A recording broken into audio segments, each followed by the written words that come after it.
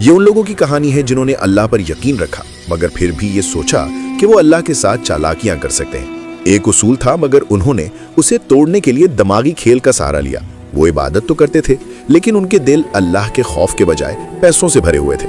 उनमें से कुछ लोगों ने उन्हें तंबीह की। उन्होंने कहा ऐसा मत करो, लेकिन उन्होंने नहीं सुना और फिर एक खौफनाक अंजाम आ गया। एक सुबह वो बेदार हुए और वो अब इंसान नहीं रहे। याद रखें, अल्लाह सब्र करने वाला है, वो इंतजार करता है लेकिन वो किसी का मकरूज नहीं। जो लोग अल्लाह को धोखा देने की कोशिश करते हैं वो आखिरकार अपने ही जाल में फंस जाते हैं। ये सच्ची कहानी पैगंबर दाऊद अलैहिस्सलाम के जमाने में पेश आई थी। ये बनी इसराइल के एक ग्रोह के बारे में है और ये असबाग से भरी हुई है। तो आइए शुरू करते हैं। बनी इसराइल पर एक गहरा साया छा रहा था, मगर ये साया तारीकी से पैदा नहीं हुआ था, ये इंसाफ से पैदा हुआ था। दाऊद का नाम सिर्फ एक इंसान की नुमाइंदगी नहीं करता था, ये एक पूरे दौर के ज़मीर की अलामत था। जब भी अल-कुद्स यरूशलेम पर हल्की सी हवा चलती थी, लोग इसमें उनकी आवाज़ सुनने के आदी हो गए थे। ज़बूर की उनकी तिलावत पहाड़ों में तराशी हुई थी। हर आयत के साथ पत्थर कांप उठते थे और परिंदे भी अपने पर नहीं फड़फड़ाते थे। उनकी आवाज में एक राज था, आसमान से आया हुआ एक राज। वो सिर्फ एक हुक्मरान नहीं थे जो हुक्म देते थे, वो इतने आजिज थे कि अपनी जरा भी अपने हाथों से बनाते थे। फिर भी उनकी ताकत इतनी जबरदस्त थी कि अगर जमीन दो हिस्सों में बंट जाए तो वो उनके हुक्म पर रुक जाती। उनकी बादशाहत सिर्फ अल-कुद्स में नहीं थी, वो दिलों पर भी हुकूमत करते थे। उस वक्त बनी इसराइल अब भी मूसा अलैहिस्सलाम की छोड़ी हुई अमानत को उठाए हुए थे, लेकिन वक्त के साथ दिल थक गए। हर नेमत जब बहुत देर तक रहती है तो एक इम्तिहान बन जाती है, और इस इम्तिहान का नाम था अहले सबत। वो अल-कुद्स से दूर समुंदर के करीब रहते थे। कहा जाता है कि वो ईसा अलैहिस्सलाम की पैदाइश से तकरीबन 900 साल पहले दाऊद अलैहिस्सलाम के जमाने में रहते थे। कहा जाता है कि वो आज के खलीज अक़बा के करीब वाक़े थे, मगर अहम ये नहीं था कि वो कहाँ रहते थे, बल्कि ये कि वो कैसे रहते थे। उन्हें मूसा अलैहिस्सलाम के जमाने में हुक्म दिया गया था कि हफ्ते के दिन कोई काम नहीं, मछली पकड़ना मना है, सिर्फ इबादत, सिर्फ अल्लाह के सामने सरे तस्लीम खम। ये सिर्फ एक आराम का दिन नहीं था, ये अल्लाह के लिए मखसूस इताअत का दिन था। बनी इसराइल ने इस हुक्म को कबूल किया था और उस पर अमल करने का वादा किया था, लेकिन वक्त के साथ वादे हल्के पड़ जाते हैं। कुछ दिलों में तो वो बिल्कुल खत्म हो जाते हैं। रिवायतों के मुताबिक ये कबीला माही गिरों की एक बड़ी जमात थी। उनमें से कुछ ऐसे भी थे जिन्होंने हफ्ते के दिन की तकदीस का वाकई एहतराम करने की कोशिश की, लेकिन सालों के दौरान उस बस्ती के कुछ लोग हफ्ते के दिन को एक बोझ समझने लगे। जब भी वो मछली पकड़ने के लिए जाल डालते, कुछ नहीं आता था। जब भी वो काम करने की कोशिश करते, ये उसूल उन्हें रोक देता। लेकिन एक सुबह समंदर बदल गया। हवा वही थी, लहरें वही थीं, लेकिन समंदर से आने वाली आवाज मुख्तलिफ थी। मछलियां जैसे उन्होंने कोई खुफिया मुआहदा कर लिया हो, सिर्फ हफ्ते के दिन ही जाहिर होना शुरू हो गईं। उनके चमकदार स्केल्स वो जाल के करीब कूदती थीं, गोया वो उन्हें आवाज दे रही हो, मगर उस दिन उन्हें छूना हराम था, बिल्कुल उसी दिन। और इस तरह इम्तिहान शुरू हुआ। दरहकीकत कुरान इस कहानी की तरफ यूं तवज्जो दिलाता है कि इनसे उस बस्ती के बारे में पूछो जो समंदर के किनारे थी। जब उन्होंने सब्त के दिन उसूल तोड़ा, उन्होंने अपने जमाने के पैगंबर दाऊद अलैहिस्सलाम से भी वादा किया था कि वो इस हुक्म की इताअत करेंगे।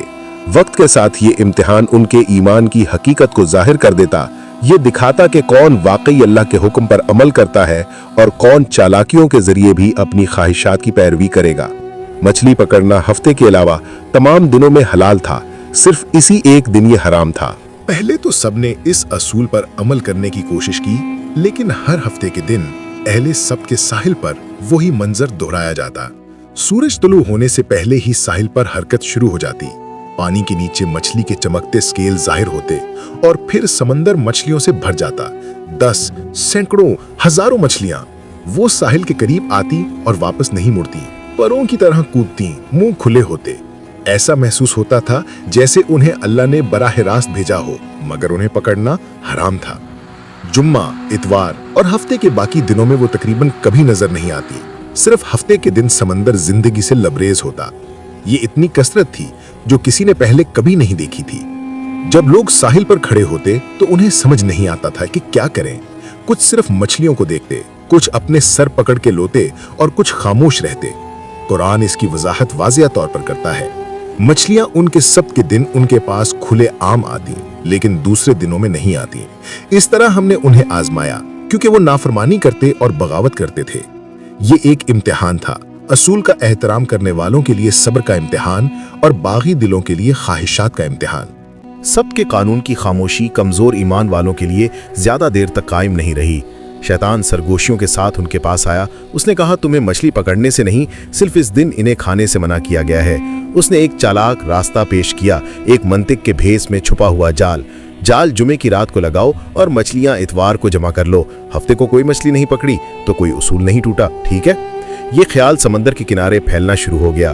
पहले सिर्फ एक आदमी ने कहा, फिर 3 लोगों ने इस पर यकीन किया। एक हफ्ते के अंदर तकरीबन हर घर में यही सरगोशी हो रही थी। हम मछली नहीं पकड़ रहे हैं, हम सिर्फ तैयारी कर रहे हैं। हम जुमे की रात को जाल डालते हैं, हफ्ते को इन्हें नहीं छूटे, इतवार को जमा करते हैं। इसमें क्या मसला है? कोई उसूल नहीं तोड़ रहा। ये अल्फाज मासूम लग रहे थे, मगर इनकी बू नापाक थी, क्योंकि ये ख्याल पाक दिलों से नहीं आया था। ये शैतान की सरगोशी से आया था, जो उनके अंदर गहराई में पेवस्त कर दी गई थी। और वाकई बहुत से लोग इसके जाल में फंस गए। उन्होंने खुलेआम नहीं, बल्कि चालाकी और फरेब से उसूल तोड़ना शुरू कर दिया। उन्होंने जुमे की रात को अपने जाल समंदर में डाले और साहिल के साथ मसनूई तालाब बना दिए। हफ्ते के दिन किसी ने जाल या तालाब को नहीं छुआ, लेकिन साहिल पर आने वाले हर शख्स ने देखा कि सैकड़ों मछलियां जाल में फंसकर तड़प रही हैं। किसी ने उन्हें नहीं छुआ और फिर इतवार की सुबह मछलियों को बाहर निकाला गया। गलियां भर गईं, पैन गर्म थे। इतवार अब नया सब्त बन चुका था। अजीब बात यह थी कि सबसे पहले ये काम करने वालों ने बहुत मुनाफा कमाया। वो मछलियां जो उन्होंने पकड़ी वो सिर्फ खाने के लिए नहीं थी, वो उन्हें बेच रहे थे और बहुत पैसा कमा रहे थे। वो बहुत तेजी से अमीर हो गए, क्योंकि वो अकेले थे जो हफ्ते के दिन कसरत से आने वाली मछलियां को जमा कर रहे थे। लोग उन्हें होशियार, ज़हीन और तेज कहने लगे। दूसरे हसद से मुंह मोड़ लेते और फिर उनकी नकल करना शुरू कर दिया। बज़ाहिर वो हफ्ते के दिन का उसूल बराह रास्त नहीं तोड़ रहे थे, बाहर से वो इताअत करते नजर आते थे, लेकिन हकीकत में वो चालाकियों के जरिए हराम उसूल को तोड़ रहे थे। एक हदीस में इस किस्म के धोखे की सख्त मुजम्मत की गई है। पैगंबर ने फरमाया, अल्लाह की हराम करदा चीज़ों को यहूदियों की तरह चालाकी से हलाल करने की कोशिश मत करो, जैसा कि उन्होंने दाऊद के ज़माने में किया था। अगरचे ये चाल सब्त के लोगों में आम हो गई, लेकिन कम्युनिटी आहिस्ता आहिस्ता 3 ग्रोहों में तकसीम हो गई। फासिक, जो खुलेआम चालाकी इस्तेमाल करते और उसूल तोड़ते थे। खामोश लोग, जिन्होंने कुछ नहीं कहा और किसी को खबरदार नहीं किया। और ईमानदार, जो अल्लाह से डरते थे और गुनहगारों के खिलाफ आवाज उठाते थे। ईमान लाने वाला ग्रोह खामोश नहीं रह सका। वो गलियों में चलते हुए सबको खबरदार करते थे। उन्होंने कहा, तुम अल्लाह के हुक्म को धोखा नहीं दे सकते।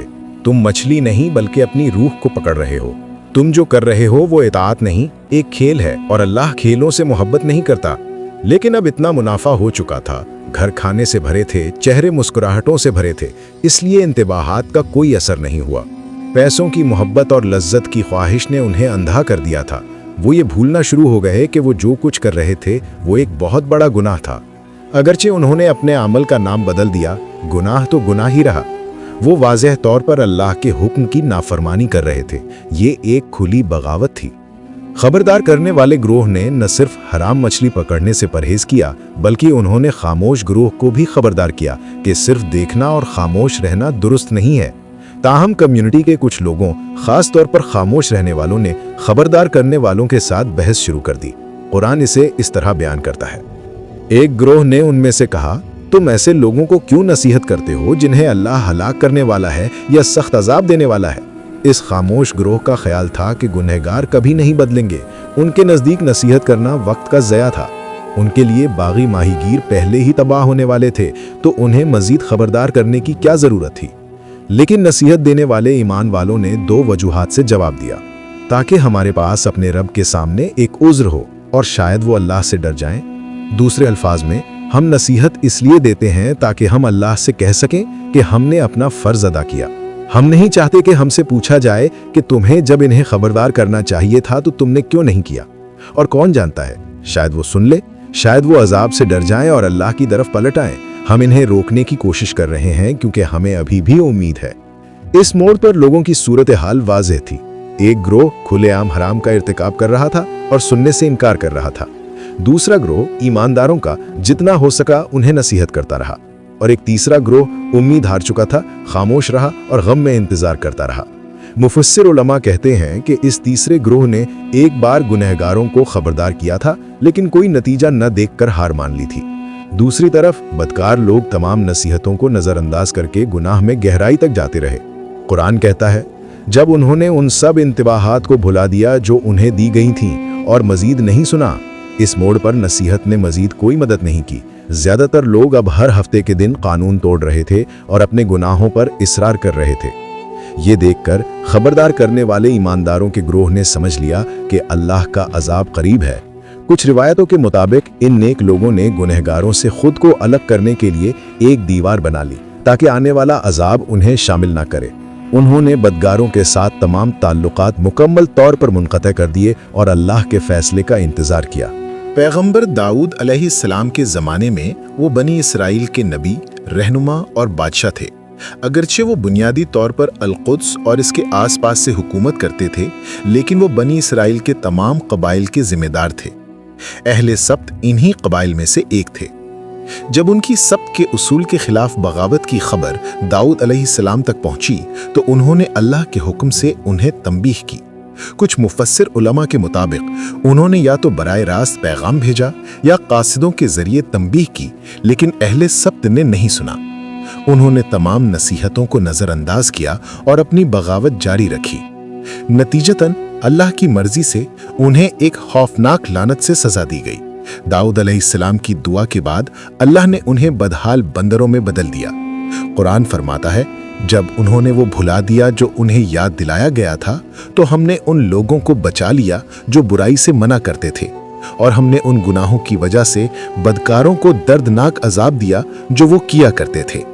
अल्लाह ने पहले उन ईमान वालों को बचाया जिन्होंने अपना फर्ज अदा किया, फिर बागियों पर ऐसा अजाब आया जो पहले कभी नहीं देखा गया। और जब वो अकड़ते रहे और जो मना किया गया था इस पर इसरार करते रहे, तो हमने उनसे कहा, तुम जलीलो ख्वार बंदर बन जाओ। और इस तरह वो एक दर्दनाक सजा के तौर पर बंदर बन गए। और फिर एक सुबह उन्होंने कुछ अजीब महसूस किया। उनके बागी पड़ोसियों की तरफ से कोई आवाज नहीं आ रही थी। जब सुबह हुई तो वो लोग जिन्होंने दीवार बनाई थी और दूसरों को खबरदार किया था, उन्होंने दीवार के पीछे देखा। वहां लोगों का कोई हुजूम नहीं था, सिर्फ जलील ख्वार जानवरों का एक ग्रोह था। वो मगरूर ग्रोह जिसने अल्लाह के कानून को मुस्तरद कर दिया था, एक ही रात में जिस्मानी और रूहानी तौर पर मुकम्मल तौर पर तबाह हो गया। तफासीर की किताबें वजाहत करती हैं कि ये एक हकीकी जिस्मानी तब्दीली थी। इसी तरह ये सबक नाकाबिले फरामोश बनाया गया। इब्ने अब्बास रज़ियल्लाहु अन्हु ने फरमाया कि अल्लाह ने उनकी शक्लें इंसानों से बंदर और खिंजीर में बदल दी। कुछ रिवायतें कहती हैं कि वो सिर्फ बंदर में बदले गए। बहरहाल वो कभी इंसान थे और अब जानवर बन गए। उन्हें एक बदहाली और जिल्लत आमेज हालत में छोड़ दिया गया। इस अजाब की दहशत उन लोगों के लिए नाकाबिले फरामोश थी जो बच गए। ईमान लाने वाला ग्रोह जिन्होंने उन्हें खबरदार किया था, उन्होंने अपने साबका दोस्तों, पड़ोसियों और खानदान के अफराद को जानवरों की शक्ल में देखा। ये उनके दिल तोड़ देने वाला मंजर था। जिन लोगों से वो कभी मोहब्बत करते थे, अब वो सबके लिए एक इबरत बन चुके थे। रिवायतों में कहा जाता है कि बंदर बन जाने वाले लोग कुछ दिनों तक जिंदा रहे। इस मुख्तसर वक्त के दौरान वो गमगीन होकर अपने उन रिश्तेदारों के करीब घूमते थे जिन्होंने अल्लाह की इताअत की थी और बच गए थे। कुछ ज़राए कहते हैं कि ईमान वालों ने अपने रिश्तेदारों को पहचान लिया और हैरान रह गए, लेकिन इन बंदरों में इंसानों जैसी आम सोच नहीं थी। वो सिर्फ रोते और चीखते थे, और 3 दिन के बाद अल्लाह के हुक्म से वो सब मर गए। उनमें से कोई भी ज्यादा देर तक जिंदा नहीं रहा और किसी ने भी कोई औलाद नहीं छोड़ी। दर हकीकत एक हदीस में रसूलुल्लाह सल्लल्लाहु अलैहि वसल्लम ने फरमाया कि जो लोग माजी में जानवरों में तब्दील हुए थे, उनकी कोई नस्ल नहीं चली। एक सहाबी ने पूछा, ए अल्लाह के रसूल, क्या आज मौजूद बंदर और खिंजीर वही लोग हैं जो उस वक्त तब्दील हुए थे? नबी सल्लल्लाहु अलैहि वसल्लम ने जवाब दिया, जब अल्लाह किसी कौम को तबाह करता है और उन्हें जानवरों में तब्दील कर देता है तो वो उनकी नस्ल को जारी नहीं रहने देता। आज जो बंदर और खिंजीर मौजूद हैं वो इस अजाब से पहले ही मौजूद थे। लिहाजा आज जो जानवर हम देखते हैं वो अहले सब्त की नस्ल नहीं है। वो लोग जो तब्दील हुए थे सिर्फ एक इबरत के तौर पर थोड़े वक्त के लिए जिंदा रहे और फिर गायब हो गए। اہل سبت کا خوفناک انجام اسلامی ذرائع میں ایک مضبوط تنبیہ کے طور پر ذکر کیا گیا ہے، جس میں علماء نے اضافی تفصیلات فراہم کی ہیں۔ مثال کے طور پر مشہور مفسر امام البیضاوی نے فرمایا کہ وہ گروہ جنہوں نے مچھلی نہیں پکڑی لیکن خاموش رہے اور گناہ کو نہیں روکا، وہ بھی دوسرے لوگوں کے ساتھ بندر میں تبدیل ہو کر ہلاک ہو گئے۔ یہ نظریہ اس اصول پر مبنی ہے کہ برائی کے سامنے خاموش رہنا انسان کو اس کے عذاب میں شریک بنا سکتا ہے۔ در حقیقت قرآن واضح طور پر کہتا ہے کہ صرف وہی لوگ بچائے گئے جنہوں نے غلط کام کو روکنے کی کوشش کی۔ یہ ظاہر کرتا ہے کہ وہ لوگ جو خاموش رہے اگرچہ انہوں نے مچھلی نہیں پکڑی، ان کا ذکر بچائے گئے لوگوں میں نہیں ہے۔ بہت سے علماء کا ماننا ہے کہ خاموش گروہ بھی تباہ کر دیا گیا، تاہم کچھ دوسرے علماء کہتے ہیں کہ قرآن ان کے بارے میں کوئی واضح فیصلہ نہیں دیتا اور اصل عذاب ان لوگوں کو دیا گیا جنہوں نے فعال طور پر نافرمانی کی۔ اہل سبت کی کہانی نہ صرف ان کی نسل کے لیے بلکہ ان کے بعد آنے والوں کے لیے بھی ایک پائیدار سبق بن چکی ہے۔ قرآن فرماتا ہے، سو ہم نے اس عذاب کو ان لوگوں کے لیے جو اس وقت موجود تھے اور ان کے بعد آنے والوں کے لیے ایک تنبیہ بنا دیا اور متقی لوگوں کے لیے ایک نصیحت۔